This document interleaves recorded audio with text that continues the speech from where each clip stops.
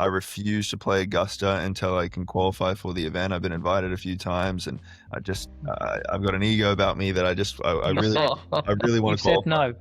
Yeah, Wow. You said I no. I know. don't think I could do that at Yeah, all. I know, and I understand it honestly, and I honestly think I'm in the wrong there. But yeah, that's the competitive side of me. I just really want to qualify. So welcome everyone to the Halfway Hut.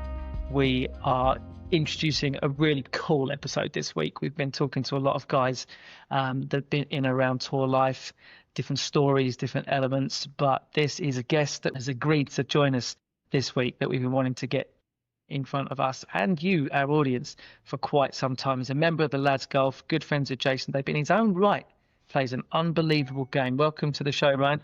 Thank you, boys. I appreciate you having me.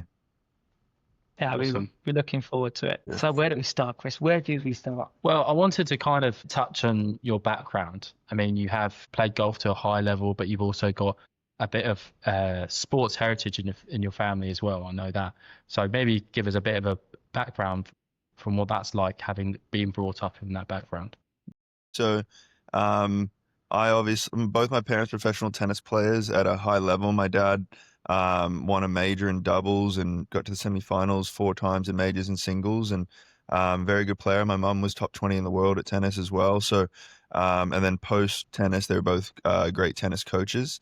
So, kind of grew up with that background. Started playing tennis. My sister and I both started with tennis, and then gradually for me, it was more around the 10, 11, 12 age that I started to transition over into golf. I was born in the US as well. We moved over to Australia when I was 9, and we lived over there for 11 or 12 years.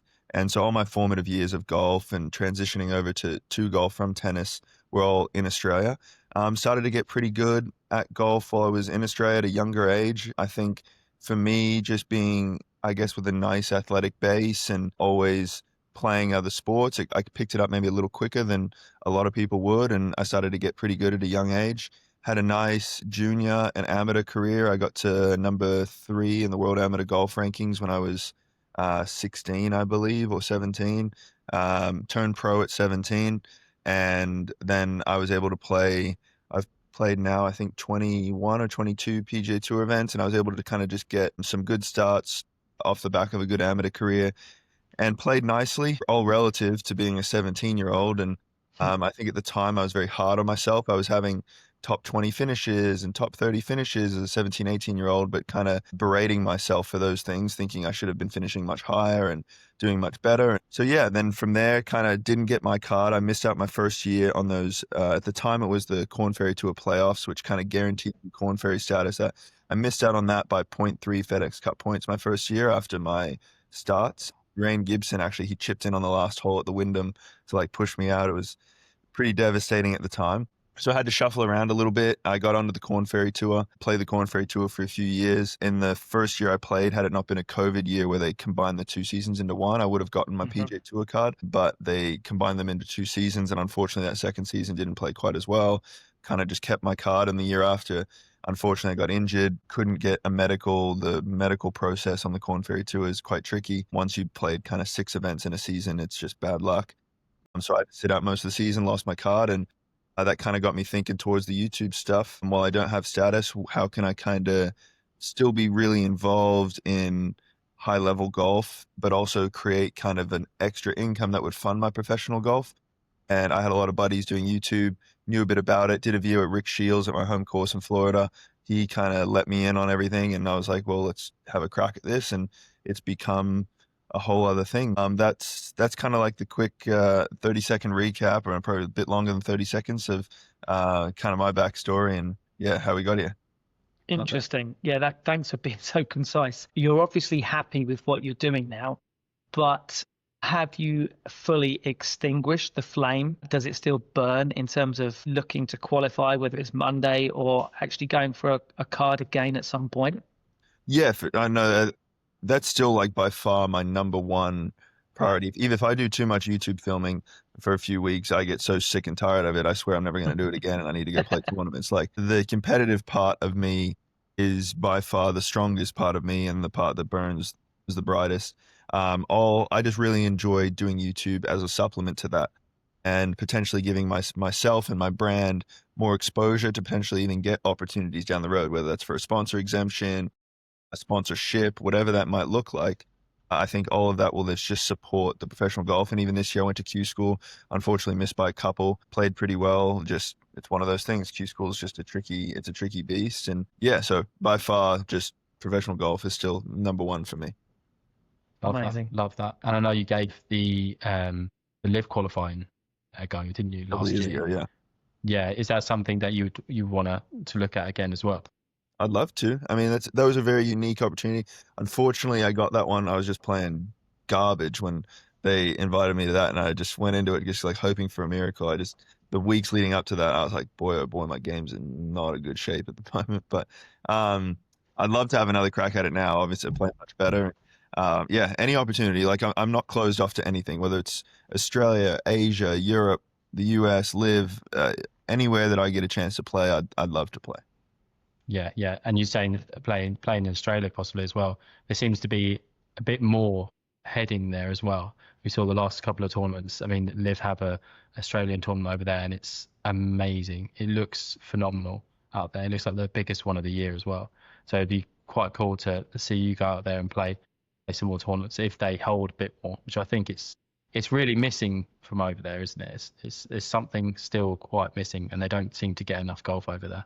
Yeah, it's a tricky one because it's so far away. So unless you Mm. create a bit of a run of events over there and maybe combine that with the New Zealand run or swing it into Asia or something like that, it just becomes very hard logistically for a good player who's had, especially that time of year, who's already had a very, very long year, to then go over there and justify it. You get a pretty solid European Tour field now, it being a DP World Tour event. You get two in a row. So you do get some of those guys who come over and play those to kind of start their year, so to speak. But in terms of getting PGA Tour players, I think they would, one, have to be probably sanctioned in some sort with the PGA Tour, and then also get a 2 or 3 run event in the region to make it justifiable. Just kind of like the LPGA Tour does in Asia, where they kind of have an Asian swing for 3 or 4 weeks. I think you'd probably have to do something like that with Australia to get a really strong field over there that would make people super excited. Getting 1 or 2 good players for the time being is awesome. Not 1 or 2 good players, there's plenty, but the big guys that Yeah. come on.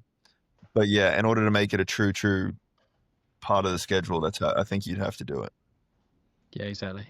I was looking through some of the statistics, Ryan, about your time on the PGA Tour, and Zurich Classic, I believe, was one that you had played year after year for a sort of a window. And just interested to get your thoughts on how close you felt you were, because you were talking about some top there, etc. And that seemed to be a tournament that you were there or thereabouts. Do you feel that on any other day it was there for the taking, or just was there something missing at each of?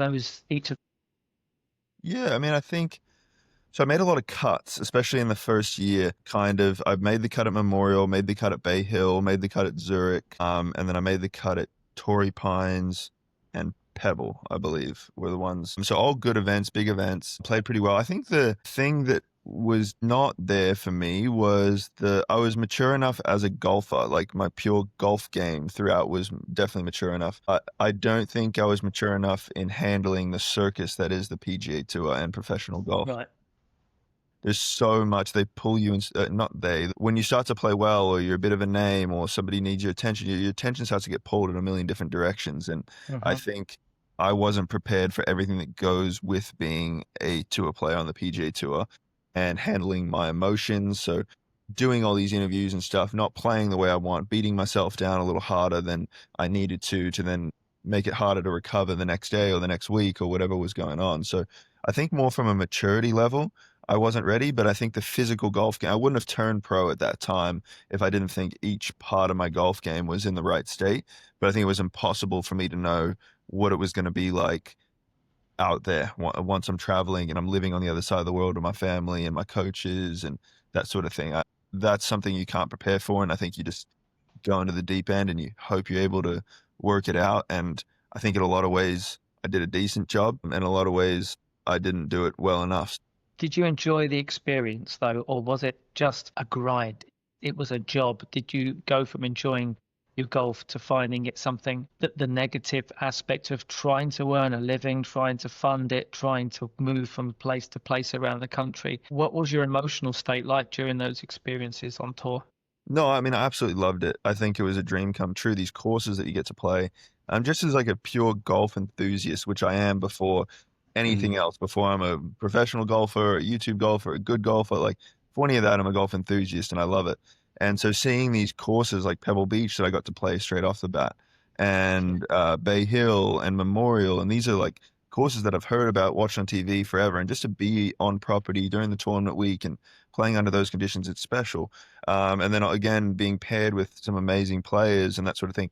There was no part that I didn't enjoy. It's certainly a stressful job. I think Yeah. it's underappreciated the stress that any professional athlete is under all the time. It's my dad, being a professional athlete, always said it's a hard way to make an easy living, professional sport, and I think that's very, very true. So I think it's not for everyone. I think it is for me, or at least I'd like it to be. There are certain parts of any job, not just golf, that are tricky and harder to manage and that are more stressful and more annoying for sure. But as a general concept, playing golf on the PGA Tour, DP World Tour, any major tour like that, pretty special. You're very lucky if you get to do it, and I'd like to get back there.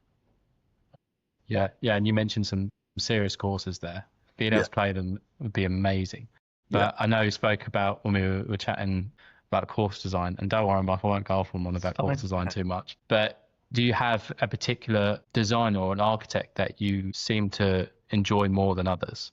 If that makes sense. Yeah, I mean, I think Mackenzie's an easy one for me growing up in Australia because I'm a member of Victoria Golf Club. I'm a member of Royal Melbourne. So both of those are Mackenzie designs. So I think naturally I'm quite biased towards those.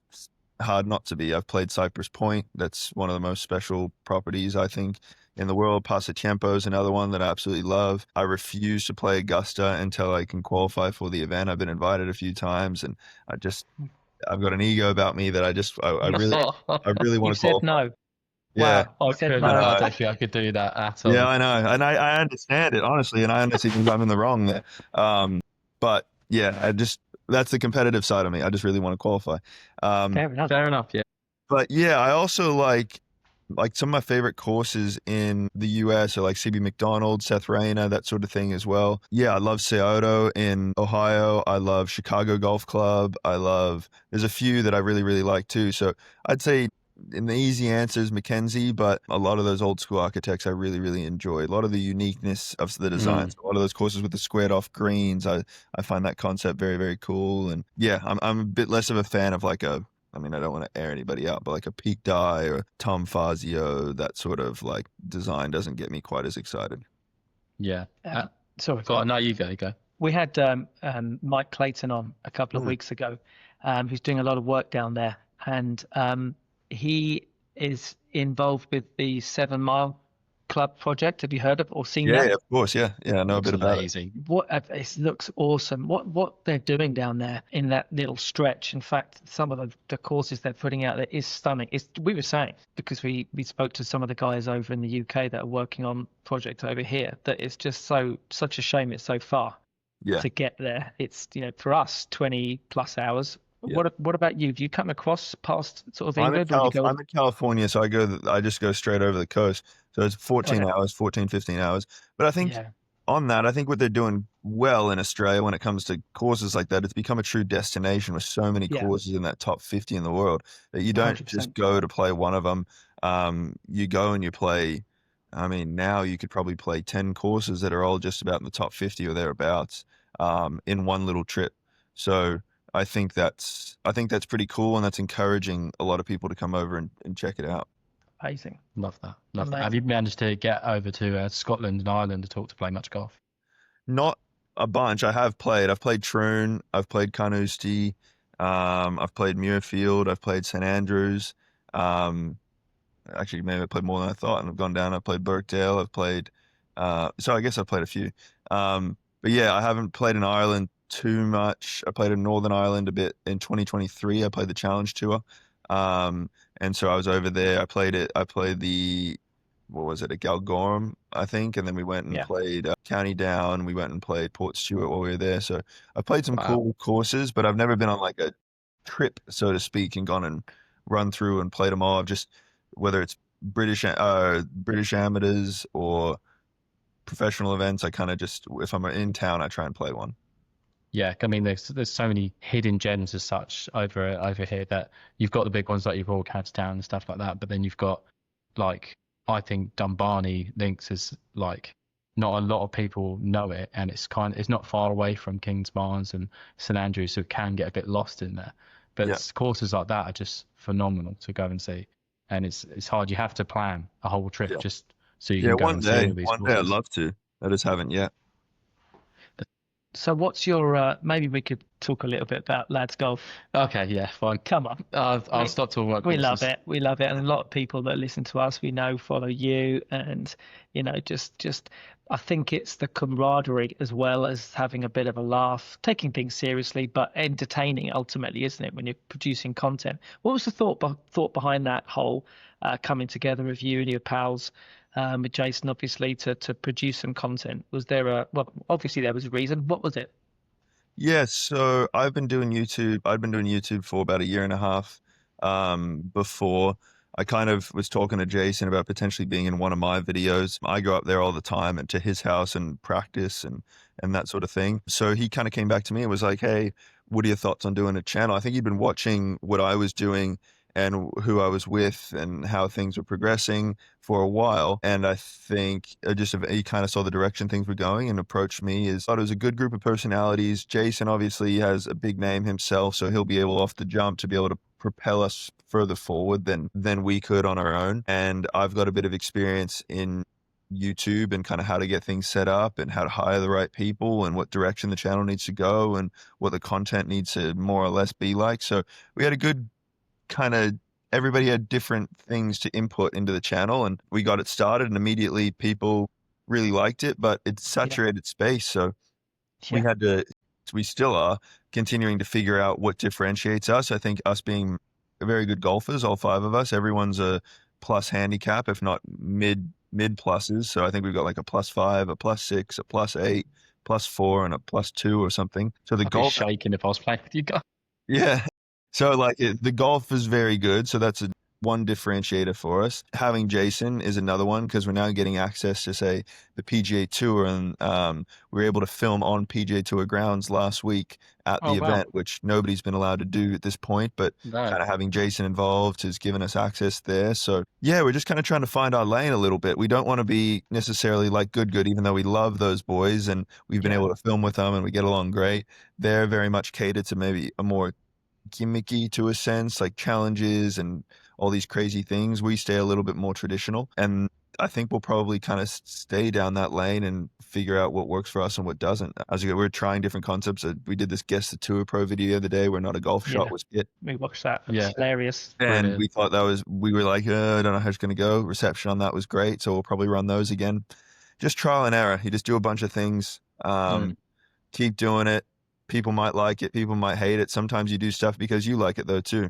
It doesn't necessarily have to be a banger, but you really enjoy filming it. So there's room for everything. We're just constantly figuring it out. Yeah, that was a good watch. Just as some feedback from us, Ryan, that was a really good watch. We were sitting there kind of thinking, is it a guy that got the family member that had the sponsor's invite? Or was it the older guy that played in 2007? It's like I thought it was the US Open guy the whole time. Yeah, so it's funny. I wasn't in that video because I recruited everyone for that video. Yeah.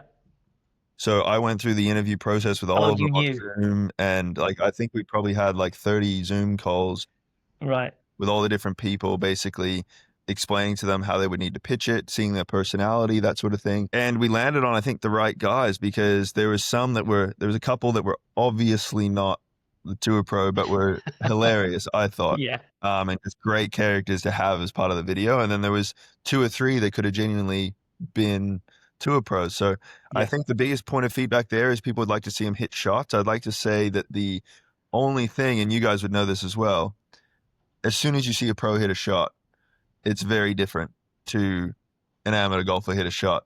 I think that video would be 30 seconds long and it'd be over. Yeah. So we're trying to incorporate how we're going to, on the next one, maybe incorporate some shots. We need to get better players. Do we need to get them to do a pre-shot routine? Maybe hear the strike behind a wall. I don't know. Yeah.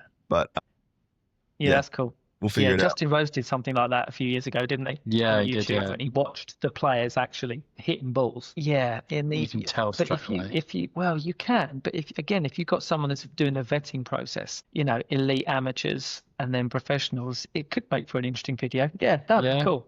Yeah, So I we'll see. mean, without going into huge details, what's the plans for 2026 lads golf? Are you still, as you just kind of alluded, working out things, or have you got some definitive direction that you want to take it in? Yeah, so there's like 4 main series for us that we want to like crank out. The course record series is a big one. We have a 9-hole par 3 course in Jason's backyard. It's really hard par 3 course to be honest, but it's a lot of fun to be able to invite guests in. And the goal is with that one to get massive guests, almost be able to walk and talk interview. The concept came from Top Gear, honestly, where the Stig kind of races around the track, sets a pace. The guests come on and try and set a pace as well. We want to have a running leaderboard kind of like that, where the guests come in and you're stacked in against all the other guests that have ever come on, and there's a little interview aspect of it as well. So that'd be a great one to just push and get bigger and bigger guests in there, whether that's in the YouTube space, professional golf, just celebrities in general. It'd be great to get as many people coming doing that. So that's what I call like a hero series of what we want to do. Then I think some of the other things that we're playing around with is this Tour Tuesdays, what we just tried out last week. We're working with the tour right now. So basically Jason each week will pull another PGA Tour player and play a 9-hole match against them on the course at the tour event. And we'll get that out on Wednesday before the tour event to kind of help promote on the PGA Tour's product, as well as give people a bit of an insight into the course that week, another player and that sort of thing. That would be like a second series. We're going to do a 1v1 series kind of amongst ourselves. And there's one other that I can't think of right now. We definitely have 4, but I don't know. I can't think of it right now. It can't be that important. But yeah, so those are kind of the main things that we're hoping to kind of big and blow up next year. And there'll be little bits and pieces, obviously, in between that. I'm sure there's some videos that don't fit any of those boxes. But yeah, I think Bat and I as well, we will do a lot more 2v2s. Because Jason, obviously, once the season gets started, there's only a limited amount of time that he can do things. So Pat's a great player. He's a +5. I'm a +6. We want to go play like Sean Walsh and Brad Dalkey, the Bryan Bros, people like that, and a lot of 2v2s to kind of supplement the content on the channel when Jason can't be there. That sounds amazing. I mean, you've said something there about the PGA Tour being very supportive, and we hear that and we see that with a lot of the podcasts and the guys that work over with the PGA Tour, No Laying Up and other places, that the PGA Tour are very supportive of. We're yet to see that over here. We're not going to get into it too much, but it would be something that we would love to see if it's not just us, other content creators trying to work in tandem with the tour and sort of broaden the horizon. So there's some interesting things that you said there that perhaps we might table to the DP Tour over here. But let's just go back to that backyard. I mean, my goodness, it looks amazing. There's something in every guy, isn't there, that would love a backyard like that, and that just is such an appeal. How cool is it to get to play there, out of the house, the hut, whatever you want to call it, the barn, I think, isn't it? The barn. Yeah, that's awesome. What a place. Yeah, mate, it's unbelievable. Yeah, I don't know how else to put it. I think we do as good of a job as we can of showing how cool it is on camera, but it only does it so much justice. I think anyone who's been able to get out there and be there and practice there and spend some time is just blown away by it all. I mean, it's in as good a condition as any place in the world because there's only the 5 of us that are allowed to kind of be there and practice there. Greenskeeper's there every morning, kind of taking care of it. And honestly, it's designed for performance. It's designed to improve. There's different grasses. There's different sand in the bunkers. There's different types of bunkers. There's different speeds of each green. Each green has a different kind of profile in terms of slope and in terms of its characteristics. Some have rough around the green, a lot have fairway. So it's truly designed by Jason to make him as good of a short gamer and as good of a player as he can be. And for us, we're very lucky to kind of just tag along there and be able to use the facilities. There's also, we haven't shown it, there's a driving range across the street as well that he's got built. So we kind of, in a day, we've got the gym in there. We've got all the recovery stuff like the cold plunges and the saunas, and we've got the short game facility, and you've got the range. It's just the ultimate practice facility for a professional golfer, yes, but just any golfer in general. Yeah, you couldn't help but get better just playing there every day, could you? Yeah, exactly right. And that's, we call it, I mean, all of us, you you show up and there's someone there. There's always just someone practicing, always someone, just because it's hard not to. I often will stay in the barn just upstairs, and I find it hard to go to bed because that's right down below me, and I just like, you got to get out there and just at least hit a few chips or something. Like it's contagious. Yeah, Yeah. get that itch just to hold a club, Yeah, looking exactly. at the greens, thinking, oh yeah. So how long's he had it? Because I haven't done a lot of research into this. I've just been so in awe with the facility. But how long's it been there? 18, I believe. I'm not sure if that's when he started Right. construction for it or that's when it like opened up, but it was around 2018 that he at least started to build it. And are there any elements of worldwide golf per se, or is it geared up to fully locking down the PGA Tour and the events?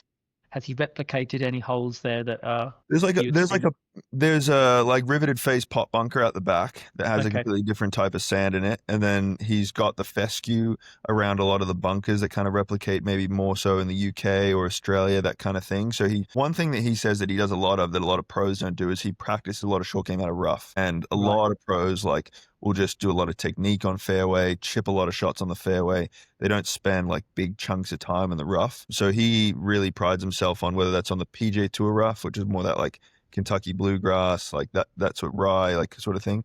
And then when you go over to the UK, it's a bit more fescue and that sort of thing. So depending on where he's going, he does spend a lot of time practicing out of the rough. And the different sands in the bunker too it is different for sure. The sand in the US feels like it's never ending. It's like very fluffy and very Yeah. soft. Well, kind of the bunker that's riveted face, a bit more compact, a Sure. little coarser, and the ball comes out very differently. So and he'll change the speed. He'll get his greenskeeper to change the speed based on if Augusta's coming up or if he's going to the Open and it's much, much slower. He'll vary that a little bit based on where he's going. Amazing. Have you been to, I just want to segue off something you said there. Have you been to Augusta to view, to follow, to be inside the ropes with Jason, for example? Yeah, this year actually I was injured for the first part of this year. I couldn't play Right. any golf, and I was meant to go to Augusta for Melbourne actually. Melbourne had like a house out there that I needed Yeah. to do like a little media appearance for, and I ended up going 7 days in a row to the Masters this year. Just I was there, I was injured. I was like, well, what am I going to do if I go home? Probably going to sit on the couch and watch this. So, um, I'll maybe just stick around. I kept pushing my flight back one day, because he got in contention too. He had a good first round. Yeah. He had a good Yeah. second round, and he was like in sixth place. I was like, I'm not going to not be here if he wins. So I push it back another day, and he has a good Saturday, and I'm like, well, shit, then we're going to Sunday. But to be there, we were on the back of 18 this year when Rory when he dumped it in the bunker, and then didn't make par in regulation. We were right on the back there with Jason because Jason finished two groups I think ahead of him, and he parks his bus just straight across the street on Magnolia Lane, and we just all of us got in a sprint, went to the bus, sat there, watched the final thing of Rory winning it, and we could hear it. That's so close, you could hear it in person. Wow. But we didn't want to hang around. But it was cool. Like that Sunday, that was one of the most magical like experiences of my life. That Sunday at Augusta this year, because something so unique about no one having phones too. I don't think there's any other place in the world left these days where 50,000 people in one spot would not have access to a phone. I don't know Sure. any other situation where that would be a thing. So everyone's so attentive, so alert. The roars are bigger because people are watching and their heads aren't buried in their phones. Such a cool atmosphere. Yeah, I love that. Yeah, I'm a big fan of that And as it's well. nothing like being there. You just, again, like you said, Ryan, about Jason's backyard, cameras, TV does not do Augusta justice. We No. haven't been, but we've heard and we've seen Yeah. them. There was a thing a couple of years ago that Sky Sports did over here, and if you had a 4D glasses or 4D, is it 3D? I can't remember, but you could get the undulations. Oh, wow. That's pretty cool. It's pretty cool, and it got to show you just a slim kind of look at how what we see on TV is nothing compared to what it's No. actually like Yeah. to Very, be there. very severe. It's and it's really interesting to be there in person. One, the slopes, two, the severity of the greens, and three, the way all the grass is cut. It's all cut into the grain, which is really interesting. If you're a good golfer, you notice it. If you're not a good golfer, it just looks like green grass. But definitely the good golfer, you walk around, you're like, wow, these pitches are not only hard because of the elevation, but they're hard because of the lies they're playing off too. Yeah. Yeah. Just something Amazing. else. Have you got any plans to come to? You talked a little bit, Chris, earlier about sort of Ireland and Scotland. You've been here, but will you join Jason this year if you get to come over to any of the majors? I'd love to. I'd love to do open qualifying too and see if I can qualify myself. Yeah, I mean, no like written in stone plans at this point, but I think I'll definitely look at either coming to the Open, playing in the Open, playing in Open qualifying, and also doing DP World Tour Q School at the end of the year. So yeah, I Awesome. think, like I said, nothing's set in stone, but I'd love to. I love being over there. Love it, absolutely love it. And I'm tempted to give open qualifying my go myself. Man, It's last of it. I know I'm not going to get through. I know it. I'm saying that on the podcast now. I know I'm not. But I would like to see where my game stacks up against the high quality golfers. It's an itch you need to scratch. You've been talking about it for a few years, haven't you? Yeah, basically. be good Yeah. content at least. Well, yeah, There you go. there is that. Yeah, I mean, this whole facility that you get to use, obviously don't put a pin in the map, but I'm presuming that it's a great climate most of the year round for Oh, practicing. honestly, it's not. It's under snow Oh, right really? now. Oh no. Okay. Yeah, so it's only good from, I'm going to say, late March, early April until first or second week in November, depending on. So there's a good 4 months there where it's either under snow or frozen or just unplayable, dead. It's in Ohio, Columbus, Ohio. Everyone kind of knows that. And so that's up in the kind of the Midwest of the US. And yeah, no, so basically starting January 1st or 2nd, then Jay and I have been doing this every year for probably 7 or 8 years now. But my parents live in Palm Springs in California. His whole family will come down for 2 or 3 months to Palm Springs, and everyone will just practice in Palm Springs for kind of January, February through that West Coast stretch that the PGA Tour has. So he plays a lot in the West Coast. He plays Torrey Pines. He plays American Express. He plays Pebble Beach. He plays Riviera. Sometimes plays Waste Management. So he kind of sets up base in California. Practices out of there, travels out of there until it's warmer again, kind of come March, April, and then heads back into Ohio. But I think the month of December, November, December, he kind of enjoys just having the time off, forced time off, have to be inside, have to spend time with the family. It's a good thing for him, and I think something he really enjoys about having the 4 seasons kind of thing. Love that. I'm going to kind of, I was going to say segue, but I've just done a useless job of that. So what I basically wanted to talk about was golf equipment. And you mentioned Jay stays practicing and how deep he goes into practicing. But now he's just switched up all his equipment. If you have been able to take a peek at the Avoda irons, and think he might be playing the wedges now, but I'm not sure. But have you been able to take a peek and have a go at them at all?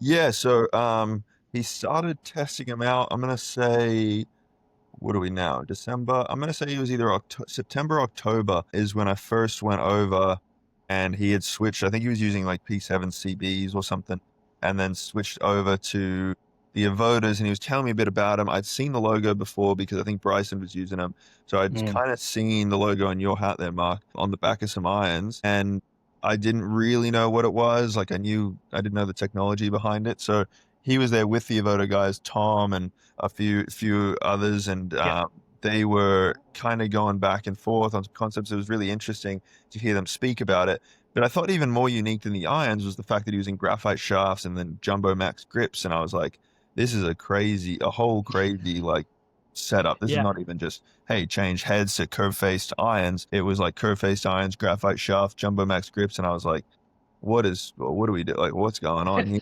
So yeah, I've hit them a little bit, not much. I think the best things about them, just on the few shots that I've hit, is the way they go through the turf. They don't dig at all, which is a really cool kind of concept. The way those boys play around with kind of the grinds, the leading edge heights, and that sort of thing, really interesting to me.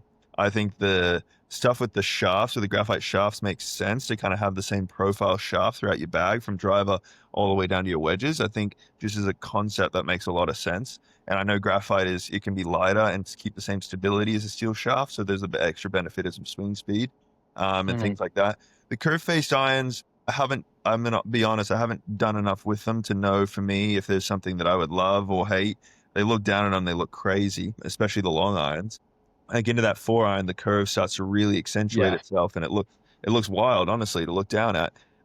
Yeah. But he hits him great. He's been very happy with him. I think he's on maybe his like second or third iteration, like prototype iron that they're kind of working on. He had a set of blades made that he liked, but didn't have enough offset. So he wanted to add a bit of offset to the newest model to see if that gave him the ability to draw the ball a little more and launch it a little bit higher. So I think he's been going back and forth between the set that has a little bit more offset and a little bit less offset. But he's happy with him, and he is working tremendously hard with Avoda to figure out, kind of where he wants to end up, what that final iteration is going to look like. And he's using the wedges too. He's a very big fan of the wedges, I believe. I don't know too much about it other than the way that goes through the turf. That's quite different. Play around with that leading edge height, I'm pretty sure too. But yeah, throughout the bag, he's a sicko when it comes to it all. He's got an M5 driver in play last week, Yeah. which is Saw that. 2019 or something that came out, and then he's on like his fourth or fifth spider putter for the year that he's played around with. So yeah, he's definitely enjoying being a free agent and being able to test everything out. Not sure where he'll end up with the equipment, but it's fun as a friend just to play around and see what's going on. I wouldn't have known this much about Avoda or the shafts or anything like that had he not been introduced me to it. Yeah. Have any of the other lads, have they had a look at the Evoda stuff, or not quite just yet? Yeah, I mean, we've all played around with Jason's. He's got 3 or 4 sets sitting at the house, so I think all of us have grabbed him, hit him, looked at him, hit him on course, just a few shots, and none of it. They're all fitted for Jason, so Yeah. all of us we swing it differently, different builds, all that sort of stuff. So it's never going to be quite right for us. But I think we all know that Jason's not going to put something in play that's no good. If he does decide to put him in play and has some spares lying around, I'm sure one of us will grab him and end up putting them in the bag. Are you someone that likes to tinker? Are you brand loyal or throughout your career? Or do you move around depending on how you're playing or how you're playing with that equipment yourself? I'm the complete opposite of Jason.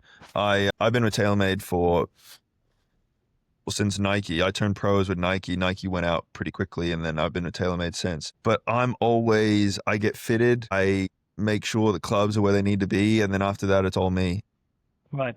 Yeah, I'm very much, it's me. And once it's been fitted, like I go through the fitting, and I'm very knowledgeable on equipment and what I need and my specs, my tendencies, and all that stuff. I'm very knowledgeable in my stuff. But once I get things to where they need to be, I don't tinker beyond that. I'm very much happy kind of figuring things out for myself, figuring things out within my own swing and in my own game and that sort of thing, as opposed to constantly changing equipment to fill the gaps there. I'm not that way personally. Is that the same with your actual game itself? Are you someone that has a coach that you talk to every now and again? Do you coach yourself? Are you working on things, constantly tweaking, or is it just a case of I need to play more?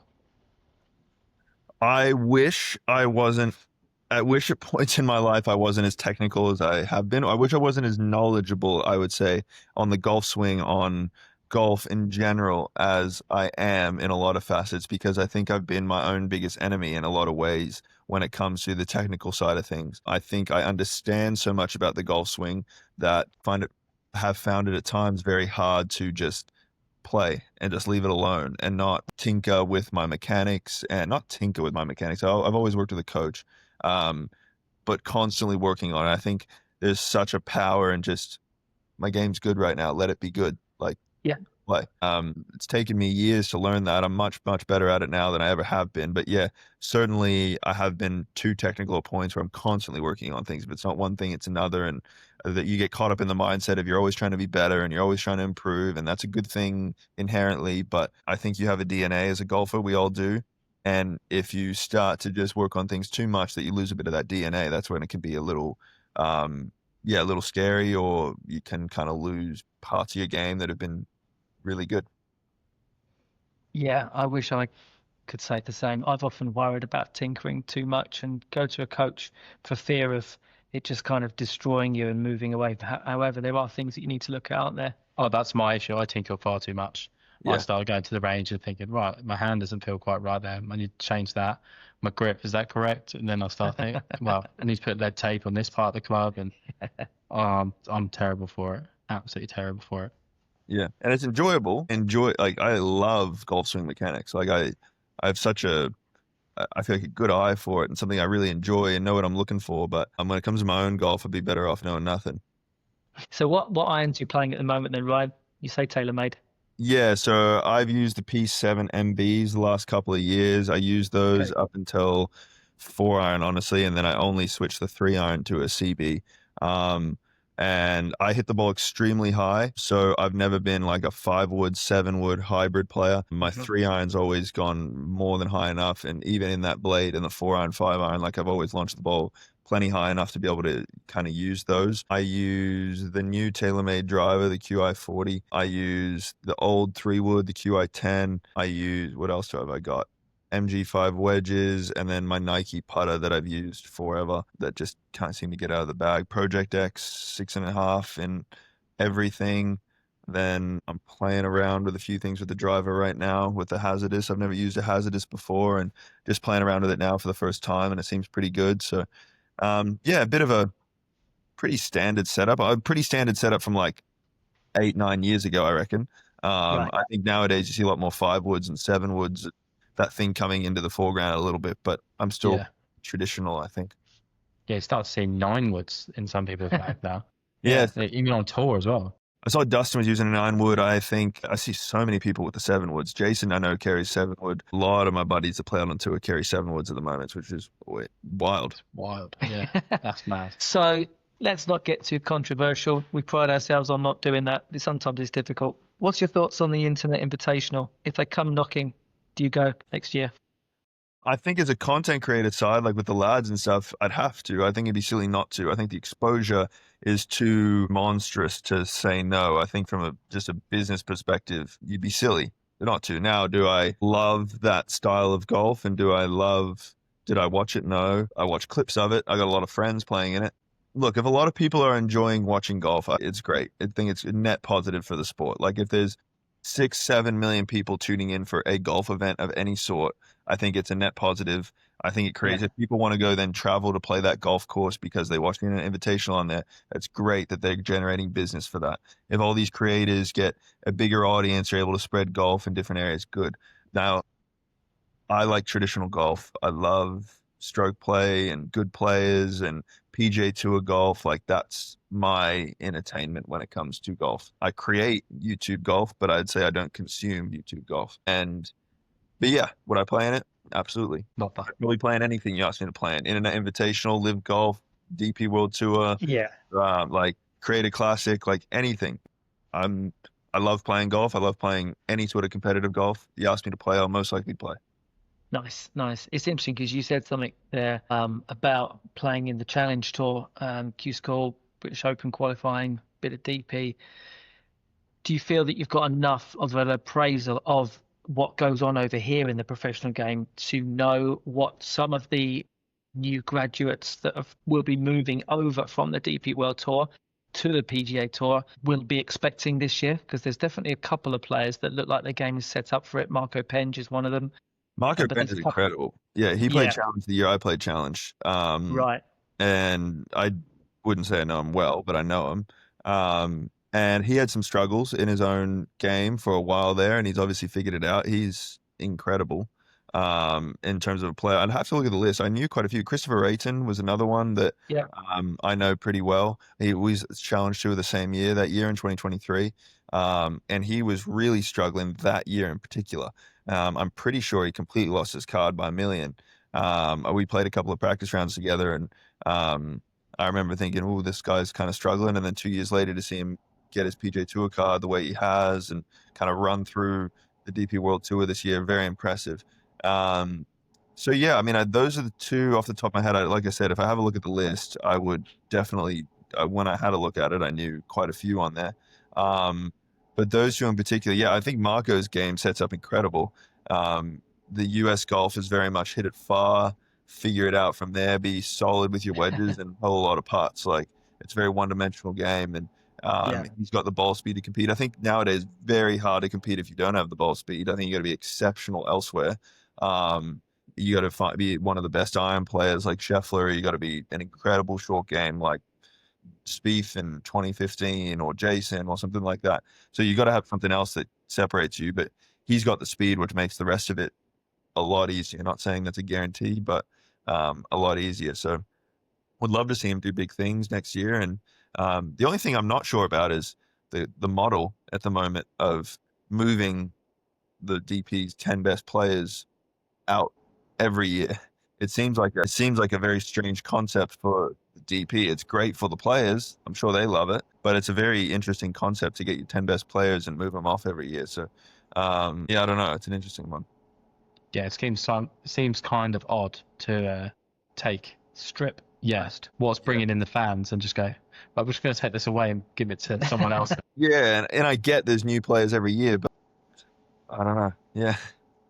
Very odd. It's Very good odd. for the players because let's be brutally honest, the purses, the prize fund, the level of competition on the PGA Tour is bigger, it is better, it is deeper, it's broader, and you want to test yourself because there's only a small handful of tournaments on the DP World Tour that have a decent purse, a decent turnout in terms of fans. There's a lot of tournaments that are in emerging countries which are supported, but they're not known as golfing nations. They're not known as golfing supporters. And so whilst they put on a fantastic tournament and it looks amazing, it's not got the glitz and the glamour and the bells and the whistles that every single PGA Tour has. I mean, you'll probably know it better than us. There's maybe certain PGA Tour events that are a bit more marquee compared to others, but the purses and the sponsorships around every single event seems to be, streets ahead. Yeah. Every event's big out there, whether it's the John Deere to the Memorial. Like they're all big. They're big in different ways. You're right. There's marquee ones, but yeah, no, I love from a player perspective. If I was a player, greatest thing ever. I think, couldn't be any better. It's an interesting concept from the DP point of view. I'd hate to be losing Marco Penge this year. Over, and I'm sure and I hope that they still come back and play DP World Tour events. But yeah, he's a fantastic player and he's an asset to the tour, and it's an interesting concept. We'll see how it goes over the years, but to keep tripping off your best players. I think that from my perspective, he would have perhaps himself thought he would have been around for a little bit longer. I think the tour would, but winning 3 times in your first proper season. Fantastic. Yeah. Can't do much about that. You can't do much about that. Fantastic. Yeah. Good on him. Is there a rule that if Ryan Ruffels was in charge that you would change next year? Like rule of golf or rule in terms of like policy with the tours? Let's go golf. Let's get golf. on to political. Rule of golf. Rule of golf. It's a tricky one. I go back and forth with my own self on the divot rule. Yeah, I see both sides of the argument. I'm not willing to die on any hill, I don't think, on that one. I would say that what I would like to see more, and it's getting a bit more that way, it's not one rule in general, but I'd like to see more common sense rules rolled out. So I hate the black and white of a few of these rules when they're unintentional. When players aren't looking to make a gain. I think it's very obvious when you see someone trying to get a step ahead and when you see someone just purely make a mistake. So I'd like to see a little bit more common sense rules rolled into things, as opposed to such definitive black and white rulings. Because I think there's been a few rulings over the course of the last few years that I've seen that are clearly just mistakes by everyone involved. And I'd love to have just a little, I think it would, to me, it would create, the sport is based so much on integrity as it is at the moment, and plenty of people call their own penalties and stuff like that. I think the rules need to kind of soften up to let that integrity kind of flow a little bit more too. Yeah, Nice. Sure. Yeah, I like that. There's another, we've also got the rollback happening in a couple of years now. I've heard, I can't remember where I heard it, and I was telling you about it, about a different, what if they did, we have 14 clubs in the bag. What if when you turn pro, you're only allowed 10? It goes straight down to 10. So the pros play with 10 clubs, but the amateurs play with 14. Not 12. I don't know if it would change the scores really that much. It probably have to bring a bit more creativity around shots though. Definitely. But I've done, like, with these YouTube things, I've done 5 club challenges. I've done 8 club challenges. Like, with 5 clubs, I've shot 3 under par before. Like, you kind of like, yes, it's helpful, but I think a good player very quickly figures out how to take a little off a 7 and a little off a 5. Like, I don't think it changes the score completely by doing that now. I think what does is firm courses with shaved edges of the greens. Like, I think that's what changes it. Every golf course the PJ goes to that looks like that, plays like that, the scores are high.